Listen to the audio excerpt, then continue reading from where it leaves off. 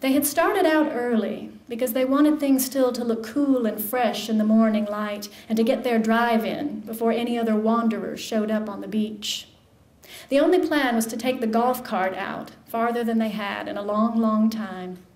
That way, Mama explained it, they would know they hadn't missed any interesting things that the last storm had washed in. While they were out, they decided, why not? They would drive a few miles farther and see the old ship's boiler blown in by Allison, or had it been Alicia, and see if it was still there, still standing, half buried, a rusted snout pushing up through the sand. After that, they'd gone all the way out to Leak Lake, which was high after the rains, and drove in between the dunes and watched the trapped water ripple and turn pink while the sun rose higher and the bugs began swarming over in clouds. And then they headed back, and just past the corroded hood of an old defunct Ford, right where the grazing land started on the other side of the dunes, they saw what looked like a figure all by itself, dancing near the waves, making slow arm movements, the way the Chinese do Tai Chi. Suddenly something had roared like an airplane by the golf cart. He was flying one of those kites with two strings, dears, Mama said. You know, they can do just about anything they want to these days. A stunt kite, they call it. Anyway, when we got closer, she said, that was when we saw he was really a surfer, or at least there was a board up by the dunes when we drove by. He had to be more optimistic than most, my father said.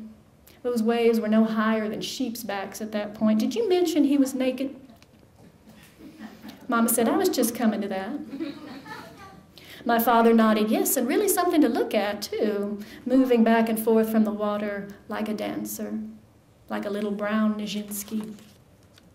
Mama said, honey, let me finish, dear. Now this boy, he was all smiles when they pulled up next to him and stopped and watched him from a nice angle while he wove and darted the black wing of that kite and made it swoop and dive and spiral and curl and do things it didn't seem mere sticks and cloth should be able to do. And there was a sound, Daddy said, hushed. There was a sound like skin flapping. Yes, Mama said, it was like he was fishing in the air. I partly became a writer just so I could write cool stuff like that. You know, I just wanted to write, oh, thank you, wow. I just wanted to write the way I saw other writers write, you know. And I also wanted to be a writer because to me it felt like fishing in the air. It felt like dancing in another form. And then finally, and maybe above all, I became a writer and a speaker.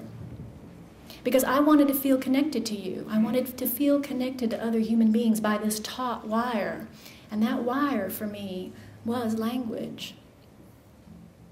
Do you know, most theorists think now that all of us in this room are born hardwired for language. We are wired to speak to each other. And even more than that, we are all born, some believe, with a template in our brains called universal grammar. Universal grammar, what that means is that all of us are born innately with the ability to recognize and regulate subject and verb. Now that doesn't mean they're always in the same order as any of you who've ever encountered Japanese or German, no. But we can recognize and regulate subject and verb, all of us. Hearing communities, deaf communities, communities in the developed world, communities in remote, isolated jungles who've never had contact with other human groups. Language families that share no other commonality, no leaf or branch, still all possess universal grammar. And what that means is that no matter who we are or where we are, we at least theoretically have the ability to translate to each other, to understand each other, and connect with each other, and maybe even in our most imaginative moments, stand in each other's shoes. It means we are able to listen to each other and find each other along this thin filament, this taut wire that binds us and helps us, if we let it, fly toward each other.